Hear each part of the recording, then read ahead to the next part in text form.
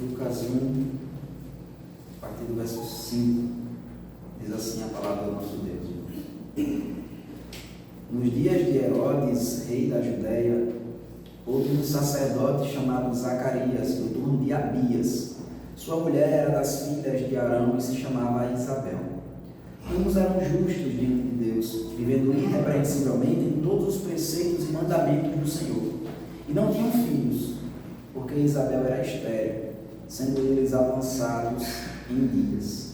Ora, aconteceu que, exercendo ele diante de Deus o sacerdócio na ordem do seu turno, coube-lhe por sorte, segundo o costume sacerdotal, entrar no santuário do Senhor para queimar o incenso. E durante esse tempo, toda a multidão do povo permanecia da parte de fora, orando. E eis que lhe apareceu um anjo do Senhor, em pé, à direita do altar do incenso. Vendo-o, Zacarias turbou-se, e apoderou-se dele o temor. Disse-lhe, porém, o anjo: Zacarias, não temas, porque a tua oração foi ouvida, e Isabel, tua mulher, te dará à luz um filho, a quem darás o nome de João.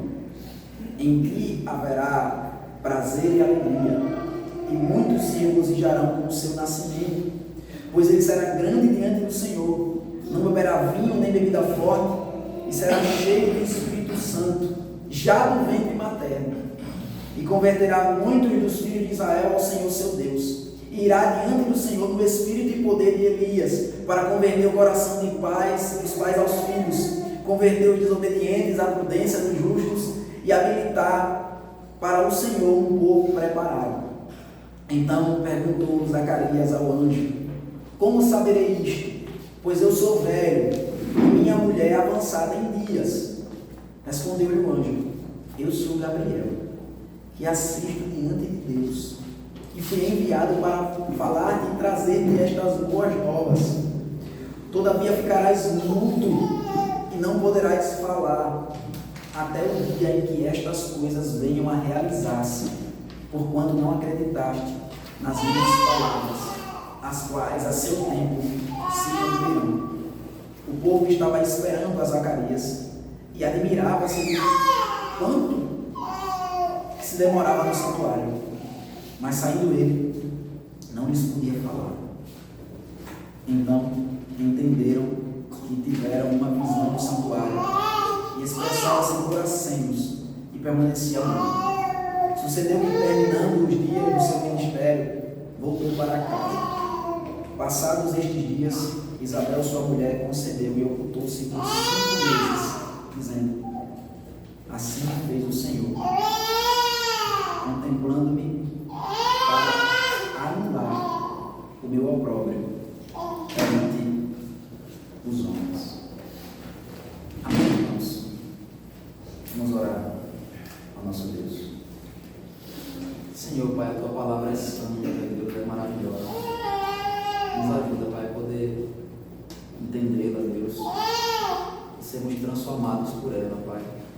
O Senhor possa, meu Deus, no poder do teu Espírito Santo, Pai, no nome do Filho Jesus, operar em nossas almas, Pai, transformação verdadeira, profunda, Pai. O Senhor possa nos transformar muito mais do que queremos ser transformados. O Senhor possa nos transformar completamente, de acordo com a tua santa e boa vontade, Pai. Misericórdia de nós. Em nome do teu Filho amado Jesus, que nós oramos. Amém. Irmãos, um evento, a gente pode medir de alguma forma a importância de um evento pela forma que ele é anunciado. Se a gente vai realizar um evento aqui na cidade de Castanhal, e a gente coloca uma plaquinha bem pequena, num local bem escondido da cidade, o prefeito vai lá e bota só um cartaz bem pequeno, escondido na cidade. As pessoas vão olhar para aquele cartaz ali e está falando um evento maravilhoso. Mas inconscientemente, pelo menos, a pessoa vai olhar e vai pensar assim: rapaz, se esse evento fosse tão bom assim, tão importante assim, ele ia ter um anúncio um pouco maior, né, mais pomposo, mais glorioso, ia botar mais cartazes, ia ter talvez propaganda aí na televisão, na internet. A gente ia conseguir ver mais anúncios desse evento aí. E o nascimento de Cristo, irmãos, a vinda de Deus ao mundo, é o evento poderia acontecer na face da terra. E é por isso que o Antigo Testamento todo, ele já vinha anunciando a vinda do Messias.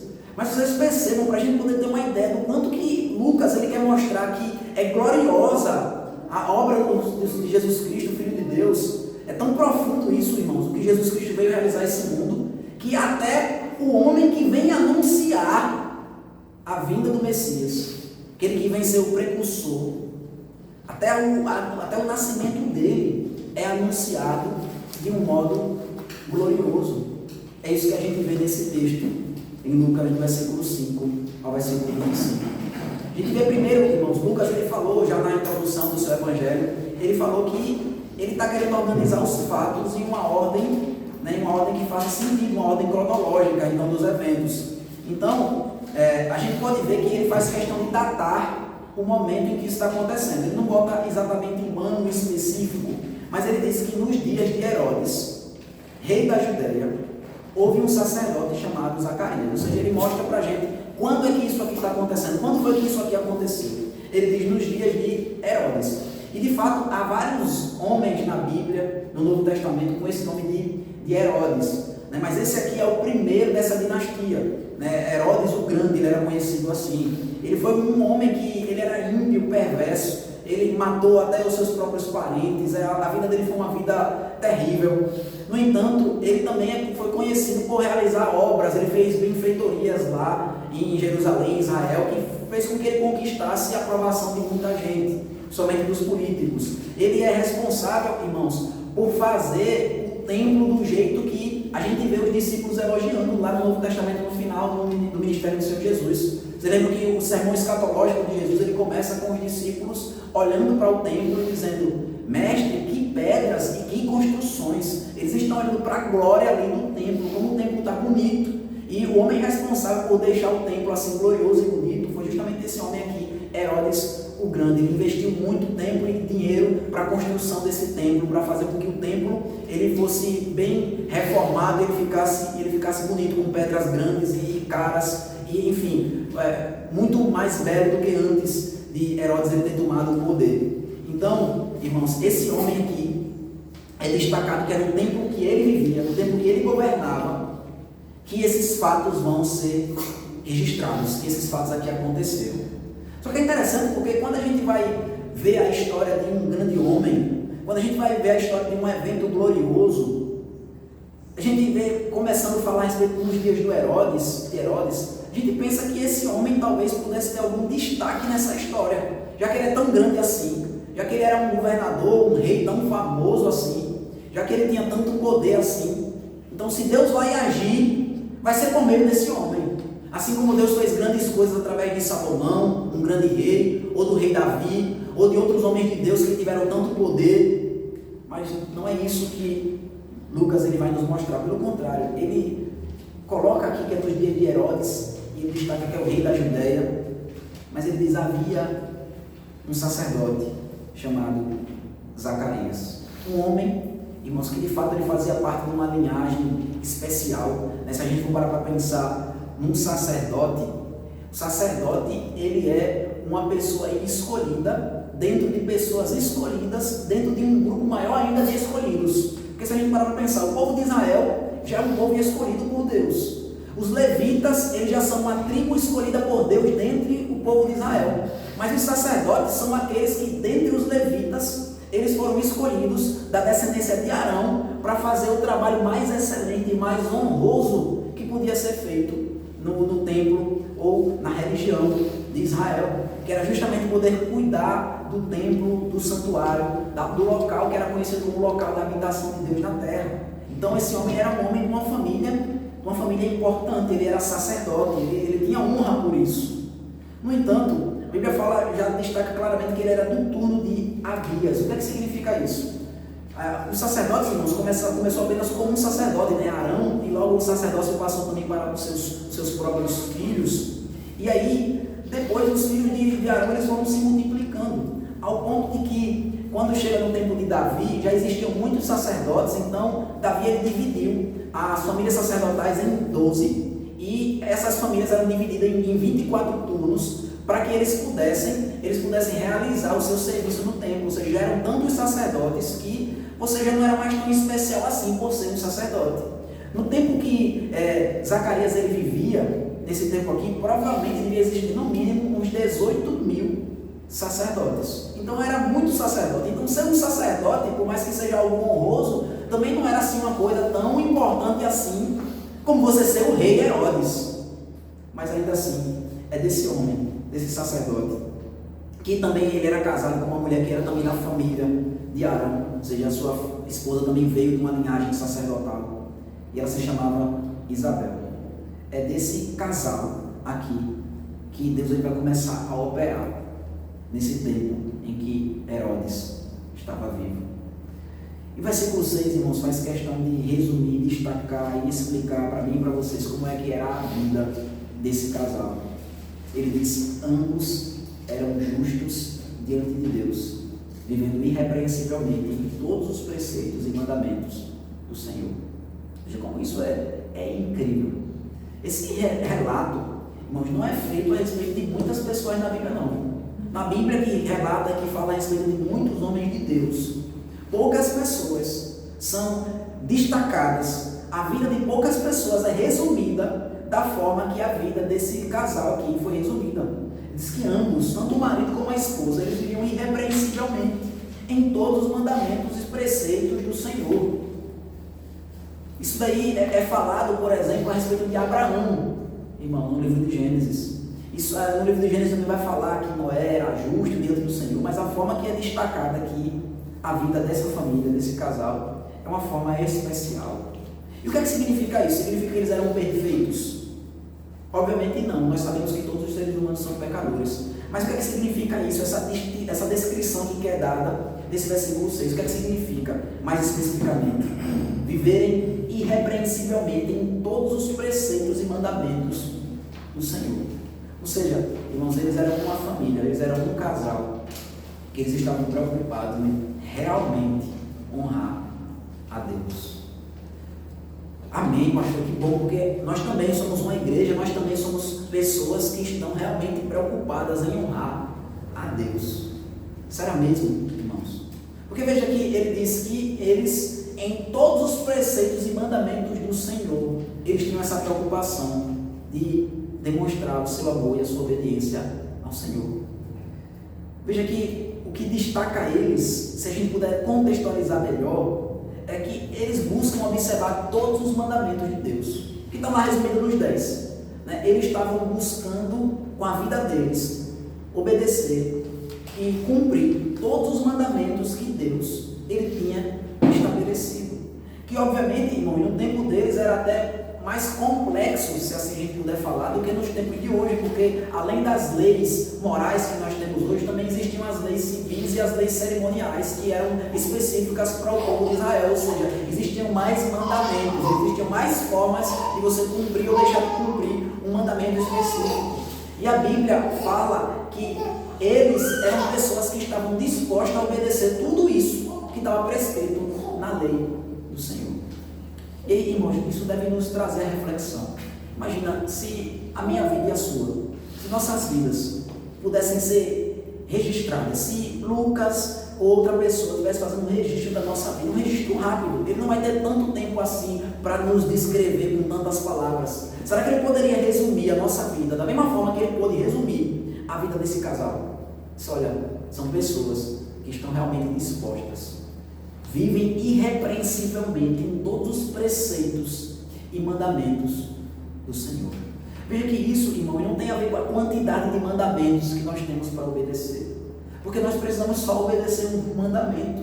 A gente só precisa obedecer um mandamento, nós só temos um mandamento para obedecer, que é crer no Senhor Jesus. Todas as outras coisas que nós fazemos, irmãos, os 10 mandamentos, qualquer outra coisa que nós vamos obedecer, é uma consequência, é simplesmente uma consequência de nós estarmos crendo no Senhor Jesus Cristo.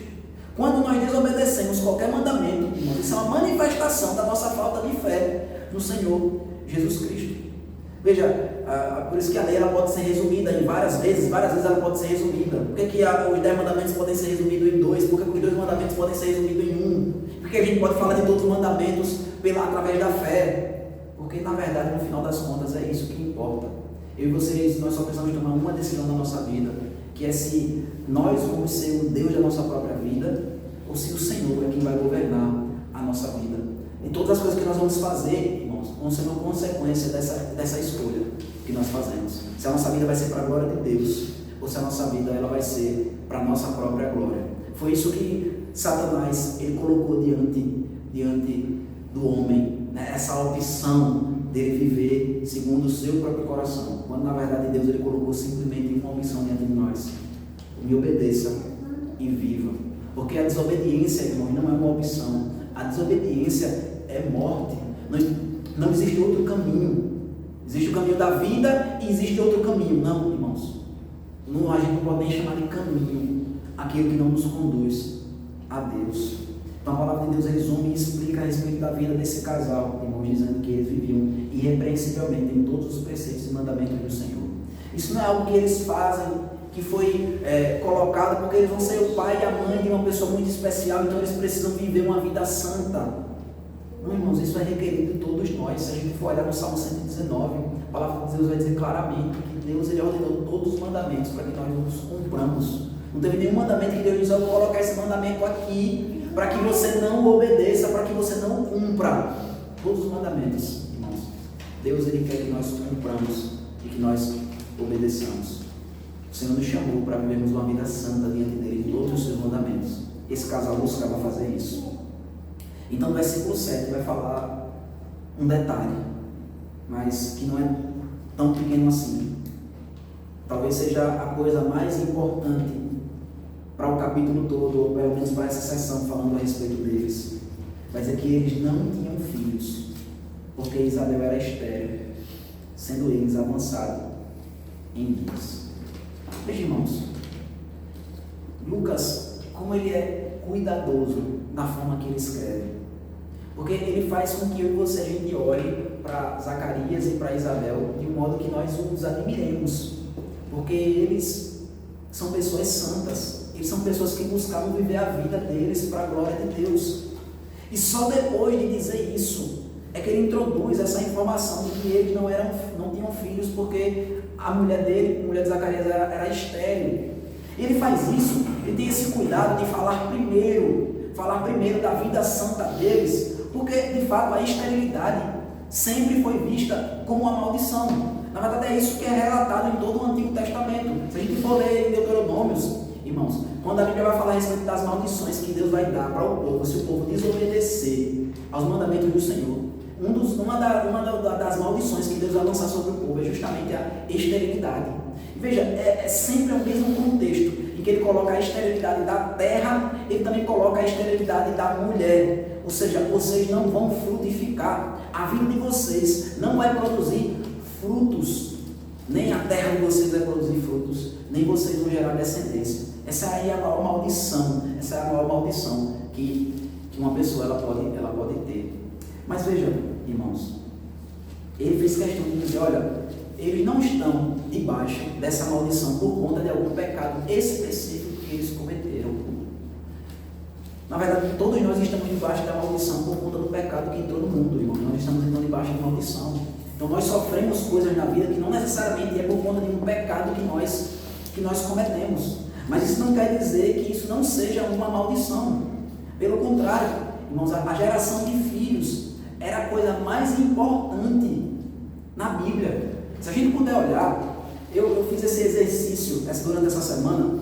O livro de Gênesis que a gente está meditando só tem 5 capítulos, eu acho que nem 5 capítulos. Eu fui muito generoso na minha análise do que eu considerei um capítulo que está falando sobre geração de filhos. Quase todos os capítulos do livro de Gênesis, ele tem ou como assunto central a geração de filhos, ou como um assunto muito importante naquele capítulo, a geração de filhos.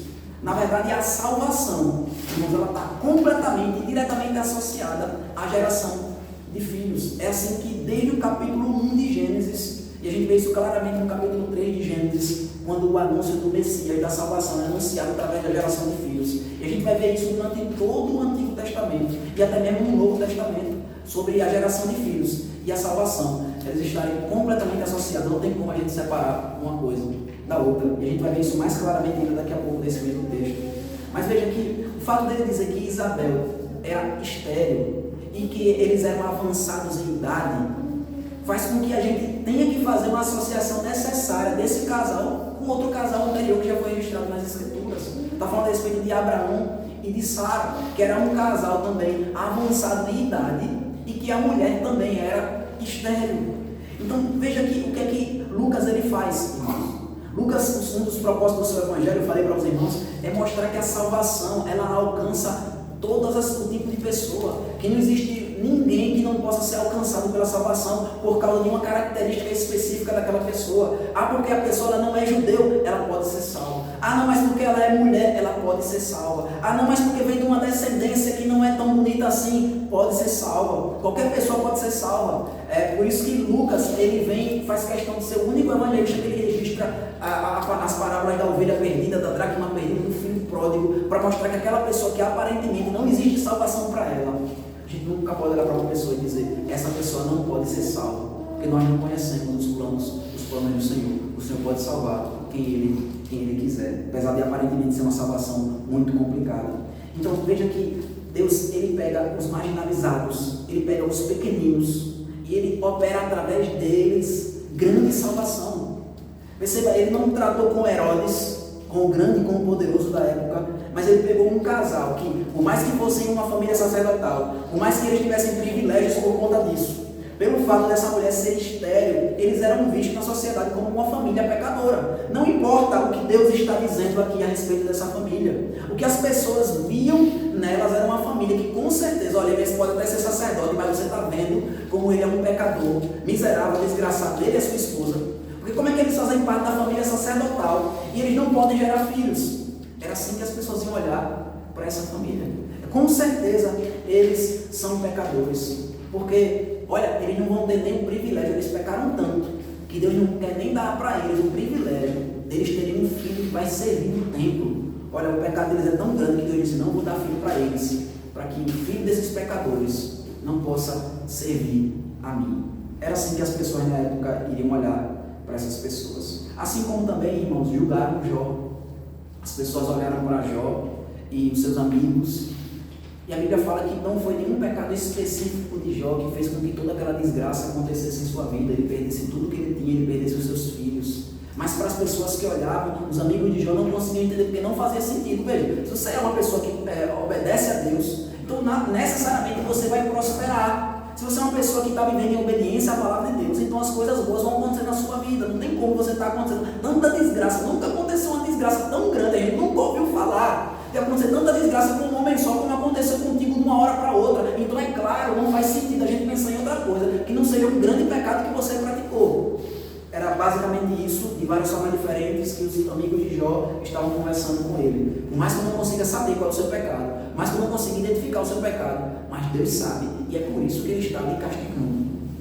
Mas aí então, Lucas, ele fez questão de mostrar, de relatar esse casal aqui e associar eles justamente com Abraão e Sara, e justamente com Jó, que apesar de ser um homem reto diante do Senhor, ele sofreu, ele teve aquelas tragédias em sua vida. Para que a gente não olhasse para esse casal como as pessoas da época olhavam para eles. Mas ele então vai falar no versículo 8, vai então contar a história dessa família. E vai dizer que aconteceu que, exercendo ele diante de Deus o sacerdócio na ordem do seu turno, coube por sorte, segundo o costume sacerdotal, entrar no santuário do Senhor para queimar incenso. Irmãos, a gente lendo assim a Bíblia, fazendo a leitura e lendo rápido, a gente nunca vai conseguir entender o quanto que esse versículo aqui é uma virada de chave, é uma coisa que ninguém esperava. Porque veja, eles eram estéreis, eles não podiam ter filhos, então logo as pessoas iam ver eles como amaldiçoados. Mas sabe o que acontece agora? A Bíblia fala que coube por sorte a ele. Esse por sorte era porque, como eu disse para vocês, existiam 18 mil sacerdotes na época, mais ou menos. Então o que acontecia? Não era todo sacerdote que ele podia entrar no santo lugar, lá dentro do templo, e fazer o serviço dele lá, porque tinha tanta coisa para fazer, fora do templo, existiam tantos sacerdotes, que nem todos poderiam ter aquele privilégio. O o incenso deveria ser acendido dentro do Santo dos Santos 2 vezes por dia, que era quando os sacrifícios eram feitos, no início e no final do dia. Então o que acontece? Era tirado por sorte, lançava a sorte, e um dos sacerdotes que estavam lá servindo naquela semana, ele ia poder entrar ali e ia poder sair. Ele ia poder entrar no santo lugar. Ele não ia entrar no Santo dos Santos, porque ele não era o sumo sacerdote, e isso só era feito uma vez no ano, mas ele ia poder entrar o mais próximo que outra pessoa poderia chegar de Deus, a não ser o sumo sacerdote.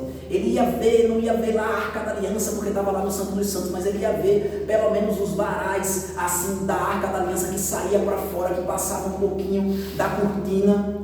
Ele ia poder ter um momento assim que ele ia estar mais perto de Deus do que nunca ele esteve, se assim a gente puder falar, fisicamente falando. Isso era um privilégio tão grande, irmãos, que era considerado tão poucos, que quando um sacerdote era sorteado para poder entrar lá e queimar um incenso, ele era tirado o nome dele do sorteio. Nunca mais na vida ele ia poder fazer aquilo, porque era um privilégio muito grande você poder entrar pelo menos uma vez ali. E os sacerdotes que entravam ali e que tinham esse privilégio de entrar no santo lugar, eles eram tidos para sempre, para o resto da vida, como sacerdotes de uma classe superior àqueles outros que nunca entraram ali. Eles iam ser chamados de prósperos e ricos. Imagina só, o homem que ele era conhecido na sua época como amaldiçoado, porque a sua mulher é estéril, a vida dele, a sorte dele começa a mudar.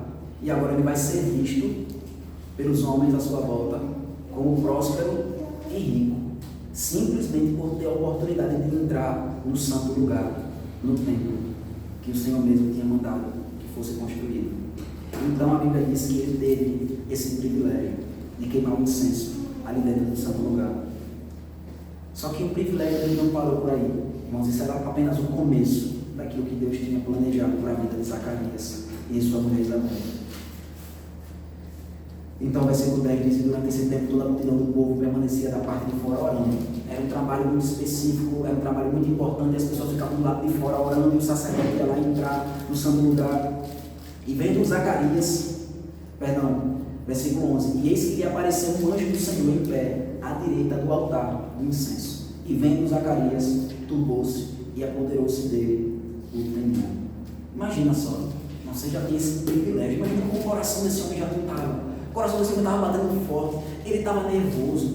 É interessante, irmãos, que na história da igreja a gente vê que Lutero, quando ele foi ministrar a ceia pela primeira vez, o seu pai estava lá vendo, ele estava tão nervoso, seu pai ficou com raiva dele, com ódio dele, saiu com raiva, porque o pai dele já estava com raiva, porque ele tinha largado a faculdade de Direito para poder ser um sacerdote, e aí agora então, ele, além de ter desperdiçado a oportunidade que o seu pai achava que tinha de melhorar na vida, que ia ser ter um filho, que ia ser advogado, e agora então, na hora que ele está ministrando ali a missa, o sacramento ali da igreja católica, ele olha ali e diz, isso aqui é o corpo de Cristo, ele fica nervoso, ele não consegue pronunciar. Porque ele estava passando por um evento ali que ele considerava santo e sagrado. Ele estava ali oferecendo, ministrando no sacramento. Imagina como não estava o coração de Zacarias. Irmãos, ele já estava no final da sua vida. Ele já estava avançado em idade. Ele não esperava mais ter esse privilégio. Ele não sonhava mais com isso. E aí ele então vai ter esse privilégio de entrar no santo lugar. O maior privilégio que ele ia ter na sua vida. Então ele já estava com o coração batendo forte. O coração dele já estava nervoso. E quando aquele homem entra lá, o que é que acontece? Ele encontra um anjo.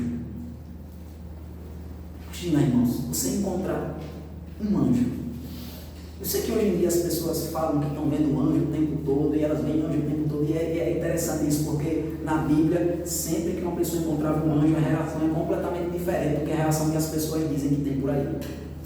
Mas imagina, se você está entrando no santo lugar, você está entrando no templo, você está entrando em qualquer lugar, você pensa que não tem ninguém naquele local, você encontra uma pessoa, você naturalmente já fica assustado.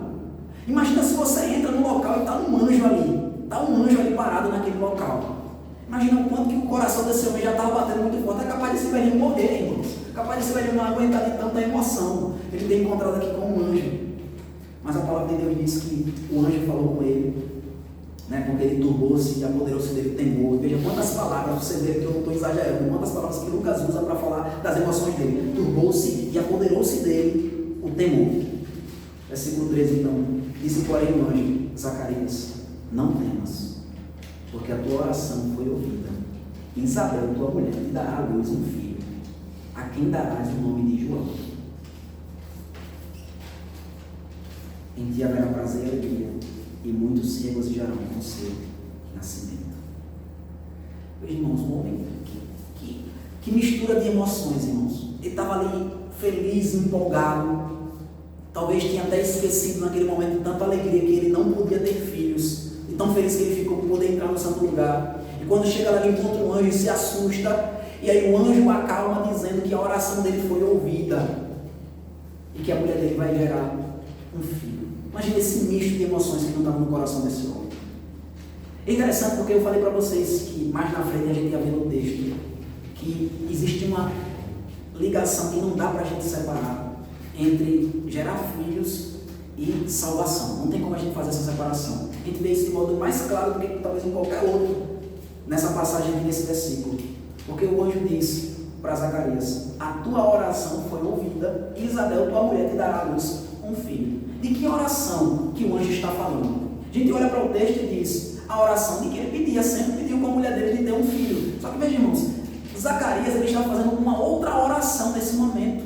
Ele ia fazer um sacrifício pelo povo, então ele estava pedindo por salvação, pelo perdão de pecados do povo. Ele estava pegando um incenso. O incenso representa a oração, exatamente a oração que é levada do sacerdote para o céu, pelo perdão do pecado do povo. E aí então ele estava orando por salvação, e o anjo diz: a sua oração foi ouvida, sua mulher vai ter um filho. E aí os teólogos estão discutindo aqui de que oração que está falando. Está falando da oração, está falando de ter um filho, está falando do perdão dos pecados. E a gente não precisa pensar muito, irmão, é só para a gente olhar o que é que vai acontecer. Ele vai ter um filho, e esse filho vai ser um daqueles que Deus vai usar para trazer salvação ao povo. Então está completamente associado a salvação do povo com a geração desse filho. E como nós vimos na liturgia, quando nós lemos João capítulo 1, o que João foi chamado para fazer é exatamente a mesma coisa que todos nós somos chamados para fazer. Ou seja, não apenas a geração do filho de Zacarias e de Isabel está relacionada à salvação, mas todos os nascimentos, todas as gerações de filhos na Bíblia, irmãos, elas são tratadas como uma espécie de salvação. Isso é falado inclusive em Timóteo, quando vai dizer um texto, né, que as pessoas têm muito medo desse texto, porque vai dizer as mulheres elas não devem ensinar, não permite que a mulher exerça autoridade de homem na igreja. Pelo contrário, as mulheres elas serão salvas, o texto diz, cumprindo o seu papel de mãe. Ou seja, não apenas no Antigo Testamento, mas no Novo Testamento, ele associa a salvação com a geração de filhos. Veja aqui, irmãos, em Zacarias, então, ele tem esse privilégio de poder ter o seu filho cumprindo um papel muito especial na salvação que Deus vai trazer para o universo, para o mundo todo. Mas todos nós, irmãos, devemos viver de tal modo que a nossa família, que a nossa descendência, eles sejam pessoas que tragam também salvação para esse mundo. Veja então, ele diz que o anjo fala que ele vai ter um filho, e perceba, haverá prazer e alegria, e muitos se regozijarão com o seu nascimento. O nome do filho é João. O anjo diz: você vai ter um filho, vai ser homem, e o nome vai ser João. E aqui mais uma vez ele está fazendo uma associação muito grande, irmãos. Lucas ele está pegando o Antigo Testamento todinho e ele está jogando aqui nessa passagem. Porque ele já fez a associação aqui com Abraão e com Sara, ele já fez a associação aqui com Jó, e agora ele está fazendo a associação aqui também com Manoá e a sua esposa, que foram os pais de Sansão, que também foi mais ou menos isso que aconteceu. O anjo, inclusive, ele sobe depois de dar o recado, que é o anjo do Senhor, ali o próprio Senhor Jesus Cristo pré-encarnado, que apareceu para eles. Ele sobe quando o sacrifício é feito, e ali a fumaça do sacrifício, ou seja, o incenso do sacrifício, é onde o anjo sobe. Então ele também está fazendo uma referência a esse outro casal. Na verdade ele está fazendo uma referência aqui, irmãos, a todos os casais do Antigo Testamento que geraram filhos, e todos os casais estéreis, né? A gente pode pensar também em Ana, a gente pode pensar também em Boaz e Ruth, a gente pode pensar em tantos casais que eles eram estéreis e que Deus concedeu que eles concedessem. E tudo isso é como se Deus ele estivesse falando, Lucas ele estivesse dizendo: olha, Deus ele sempre fez isso. Vocês estão vendo que o evangelho que eu estou trazendo para vocês aqui pode ser uma boa nova, realmente é uma novidade nesse sentido, mas não é algo completamente novo. É o que Deus sempre agiu assim. Deus desde o Antigo Testamento sempre foi assim que ele operou essa salvação. Sempre ele pega famílias onde no ventre dessa família você encontra apenas morte, esterilidade, e ele vai e traz vida. Ele traz vida através dessas famílias. Ele diz, e veja, não apenas vai ter vida. Imagina, irmãos, que coisa fantástica. Se coloca no lugar desse homem agora. Ele diz no versículo 15, pois ele será grande diante do Senhor, e não beberá vinho nem bebida forte, e será cheio do Espírito Santo desde o ventre materno. Veja, irmãos, esse mesmo ventre materno que passou aqui em 60, 70, 80, não sei quantos anos Isabel tem exatamente, mas passou décadas e décadas e décadas, um ventre que representava apenas morte. Não apenas agora vai gerar vida, mas veja, desde o ventre materno essa criança vai ser cheia do Espírito Santo. Não é apenas Deus ele não faz com que apenas tenha vida ali no ventre que tinha morte, mas ele faz com que tenha vida em abundância. O Espírito Santo se manifestando, e a gente vai ver isso mais na frente, né? Quando Maria ela vai se encontrar com Isabel e o João já se manifesta ali desde o ventre materno, louvando o Senhor Jesus. Então, irmãos, diante de tal notícia, diante de uma glória tão grande e revelada, e ele ainda continua dizendo, olha, ele vai converter muitos dos filhos de Israel ao Senhor seu Deus, irá diante do Senhor no espírito e poder de Elias, para converter o coração dos pais aos filhos, converter os desobedientes à prudência dos justos, habilitar para o Senhor um povo preparado. Veja, essa criança vai ser grande demais, irmãos. Ela vai nascer cheia, ela vai ser gerada cheia do Espírito Santo. Ela vai trazer alegria não só para a sua família, mas para todos à sua volta. Ele vai converter muitos dos filhos de Israel de volta ao Senhor. E ele fala uma coisa aqui muito importante, irmãos, porque ele diz, ele vai diante do Senhor no Espírito e poder de Elias para converter o coração dos pais aos filhos. Veja o que significa isso, converter o coração dos pais aos filhos. É uma expressão bem difícil da gente interpretar ela. Mas veja, porque o esperado que a gente geralmente diria, principalmente se fosse na nossa sociedade, a gente diria, olha, se for vir salvação, se Deus for mudar a nossa sociedade, sabe o que ele vai fazer? Ele vai converter o coração dos filhos aos pais. Né? Porque hoje em dia os filhos são muito desobedientes. E então, os filhos, desde o coração desses filhos, precisam se voltar ao coração dos pais, precisam se voltar aos seus pais. Os filhos, eles precisam começar a obedecer os seus pais. Os filhos, eles não podem viver desobediência. O quinto mandamento diz, honra teu pai e tua mãe. Então, se a gente quiser viver uma sociedade justa, uma sociedade santa, uma sociedade boa, estável, a gente precisa ver filhos obedecendo os seus pais. De fato, irmãos. Mas você percebe que foi exatamente o contrário que Lucas, que o anjo, que Deus, ele fala aqui no texto. Ele diz que esse homem que vai transformar corações, que o Senhor vai operar poderosamente através dele, João Batista, Deus vai usar ele para converter o coração dos pais aos filhos. Por que ele fala dessa forma, irmãos? Porque o que Deus está falando na sua palavra, não apenas aqui, que o problema não está nos filhos. O maior problema não está nos filhos. O maior problema está nos pais, irmãos. A gente diz bem assim, rapaz, as crianças de antigamente, quando eu era criança, no meu tempo, era um respeito que a gente tinha pelo nosso pai, não sei o que, e todo mundo fala isso, né? Cada vez vai ficando pior. Mas as crianças continuam nascendo, irmãos, do mesmo jeito que nasciam antes. O que está mudando é a forma que nós nos portamos, nos comportamos diante das crianças. E sabe o que é que foi perdido isso há muito tempo, há muito tempo? O entendimento do que é um filho. Veja, o texto aqui está dizendo claramente, todo o texto está falando a respeito de filho, da geração de um filho, está explicando para a gente o que é um filho. O que é um filho, irmãos? É um instrumento, um meio pelo qual Deus vai trazer salvação a esse mundo. Os filhos dos crentes, eles são meios pelos quais Deus vai trazer salvação a esse mundo. Mas como é que nós vemos filhos hoje? A gente vê filho como um objeto de satisfação pessoal. Alguma pessoa vai dizer assim, eu não preciso ter filhos, eu não quero ter filhos, eu não tenho essa necessidade, eu sou muito feliz sozinho, eu sou muito feliz com minha esposa, com meu marido, eu não preciso ter filhos. E essa pessoa falando isso, ela mostra que ela não entende nem o que é que são filhos, porque filhos não são para nós, filhos eles são para o Senhor, para a glória de Deus, irmãos, eles são para trazer salvação a esse mundo, como aqui João Batista e como tantos outros. E por não olhar os filhos dessa forma, por olhar filhos como objeto de satisfação pessoal, na maioria das vezes, a gente termina tratando os filhos de um modo que faz com que eles se tornem exatamente isso que eles têm se tornado, que são rebeldes, porque a gente ensina que eles são o centro do mundo, eles são o centro do nosso mundo, então eles agora vão continuar, vão crescer achando que são o centro do mundo, e por isso são exatamente do jeito que eles são. E o que é que então que a Bíblia está dizendo que João Batista vai fazer? Ele vai fazer os pais se arrependerem dos seus pecados, fazer com que os pais eles voltem a dedicar a sua vida aos seus filhos, mas não para fazer a vontade dos seus filhos, mas para preparar os seus filhos, para capacitar os seus filhos a eles serem instrumentos pelos quais Deus vai trazer salvação a esse mundo. Veja que coisa gloriosa. Imagina você ouvir da parte de Deus que você vai ter um filho que vai fazer tudo isso. Mas, irmãos, é isso que Deus está dizendo desde o início, desde Gênesis, para todos nós. É claro que João teve um papel muito específico na história da salvação, mas Deus desde o início disse: cresçam e se multipliquem e dominem a terra. Ou seja, através dos filhos, a gente vai estar espalhando a imagem de Deus por esse mundo todo, e Deus vai ser glorificado e vai trazer salvação para esse mundo. E ele então diz a resposta de Zacarias para tudo isso: como saberei isto? Versículo 18: pois eu sou velho e a minha mulher avançada em dias.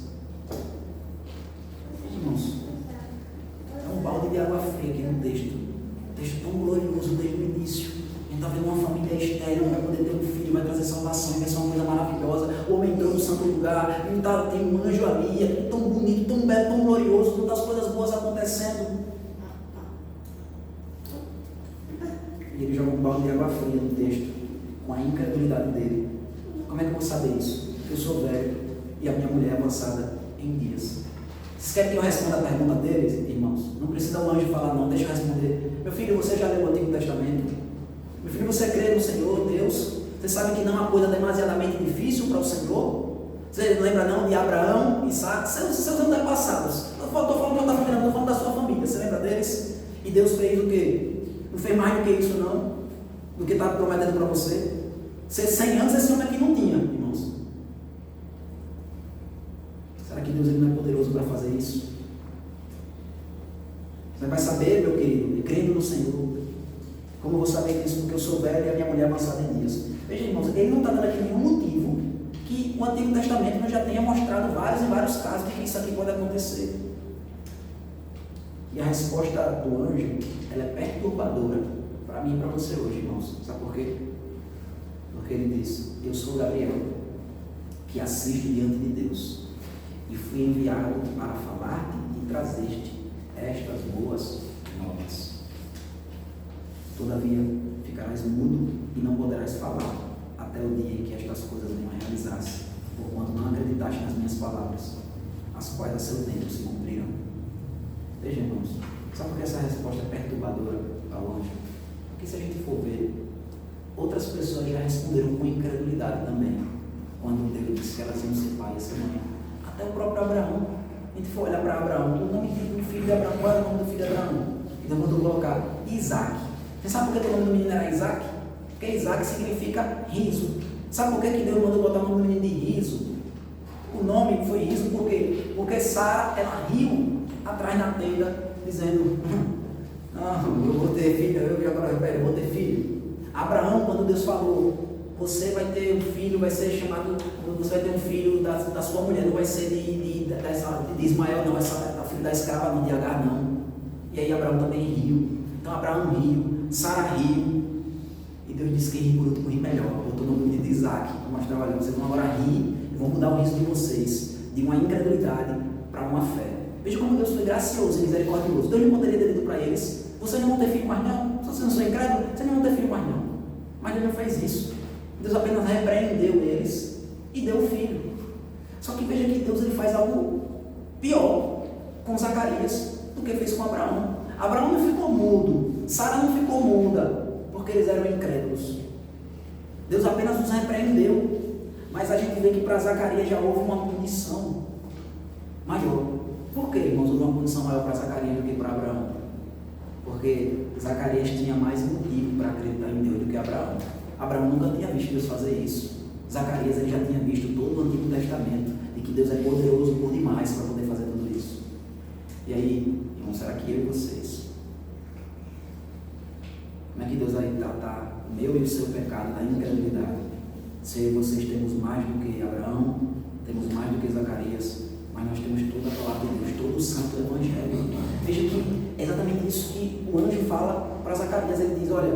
Você não creu. Eu fui enviado para falar-te e trazer-te estas. Veja a última expressão do versículo 19. Trazer-te estas boas novas, que é a mesma palavra em grego, evangelho.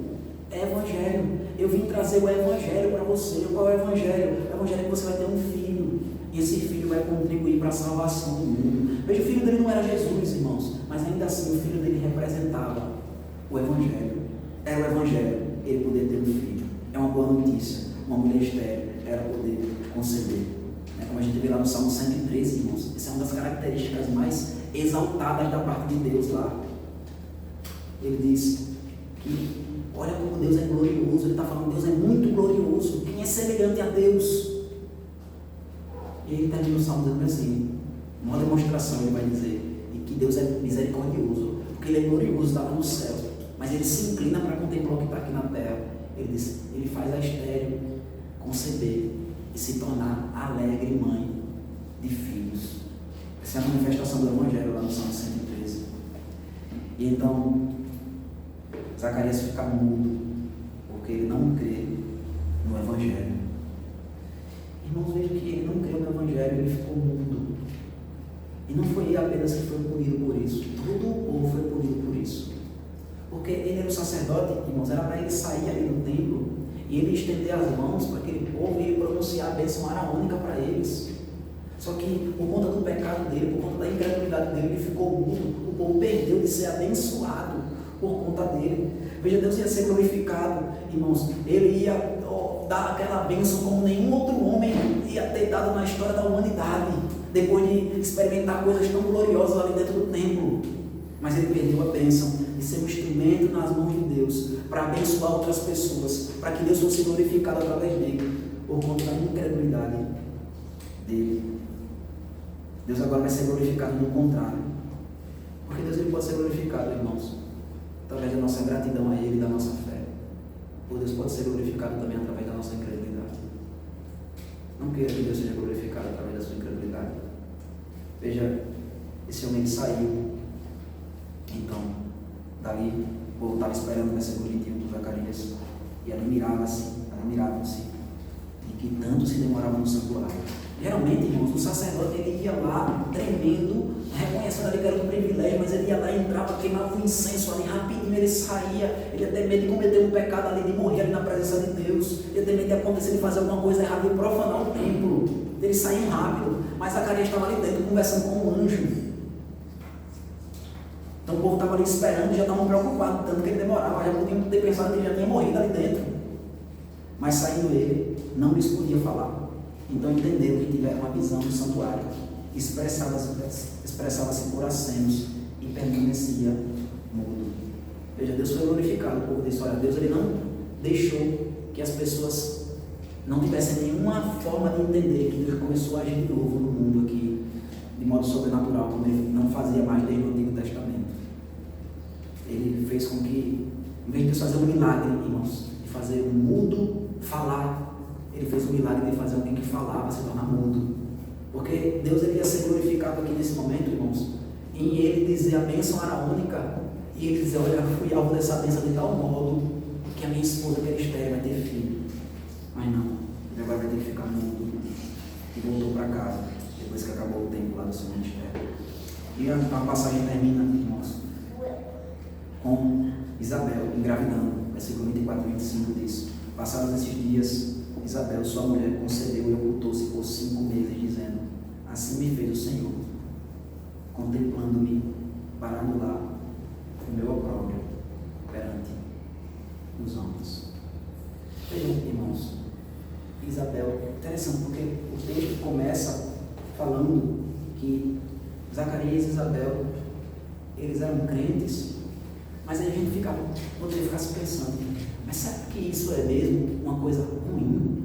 Ela não poder ter filhos? Porque se eles são tão crentes assim como a Bíblia está dizendo, como é que a gente vai poder dizer que Deus ele não está cuidando da sua serva, dos seus servos do jeito que eles queriam ser cuidados? Por que Deus não está fazendo isso? Será que realmente... Veja o que ela fala, irmãos, a respeito do fato de ela ser estéril. Ela diz, o Senhor olhou para mim e anulou a minha vergonha. A palavra opróbrio significa vergonha perante os homens. Ou seja, era uma vergonha para ela, diante das pessoas, ela não poder ter filhos. E Deus anulou a vergonha dela.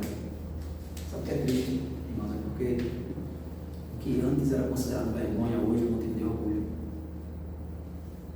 Imagina se não é exatamente assim.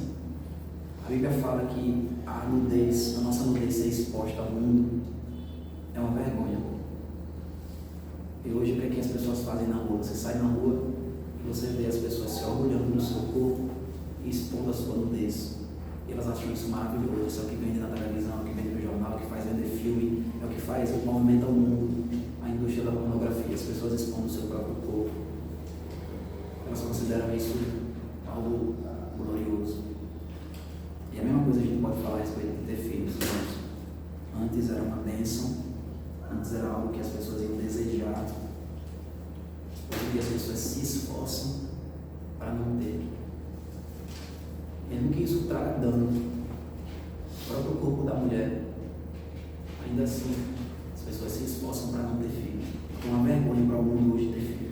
Eu não estou falando nem de ter muito filho, né? Aí a gente já entra em outro assunto. Mas já algo tão ruim, já algo tão negativo, uma pessoa que tem filhos. Por quê, irmãos?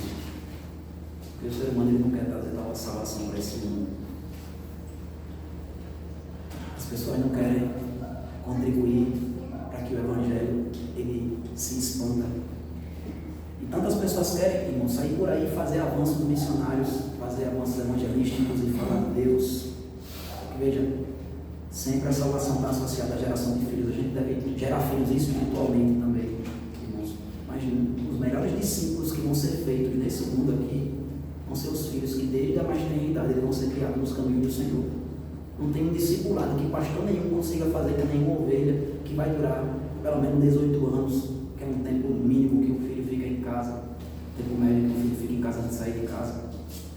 Então, a gente considera vergonhoso hoje as coisas que Deus chamava de bênção e as coisas que antes as pessoas sentiam vergonha, hoje elas se orgulham disso. Isso mostra o pecado e a incredulidade que o Zacarias foi demonstrado através de não crer que ele poderia gerar um filho. E a gente pode olhar e dizer, como é que pode, Zacarias? Um anjo e você não creu? Nossa, Apocalipse vai dizer que o pastor, a palavra que vai ser usada é anjo. Ao anjo da igreja escreve, porque na verdade a palavra anjo, irmão, significa mensageiro. A gente está ouvindo a palavra de Deus todos os domingos. A gente está ouvindo a palavra de Deus e a gente não crê na palavra, a gente não pratica a palavra. Como é que a gente vai dizer que Zacarias é incrédulo? Se a gente ouve coisas mais gloriosas, mais profundas, a gente não está ouvindo simplesmente que Deus ele pegou uma mulher estéril e ele fez com que ela pudesse ter um filho.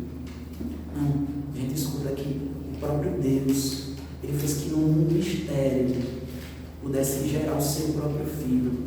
E esse filho de Deus não fosse apenas uma possibilidade de salvação para o mundo, mas ele veio realmente para nos resgatar dos nossos pecados. Como é que a gente pode dizer que Zacarias é incrédulo? Se a gente tem uma mensagem muito mais gloriosa e nós não temos dado devido crédito. Que Deus tenha misericórdia de nós, irmãos, que nós possamos amar a vontade do Senhor e o Evangelho de Jesus Cristo para nossas vidas. Amém, irmãos?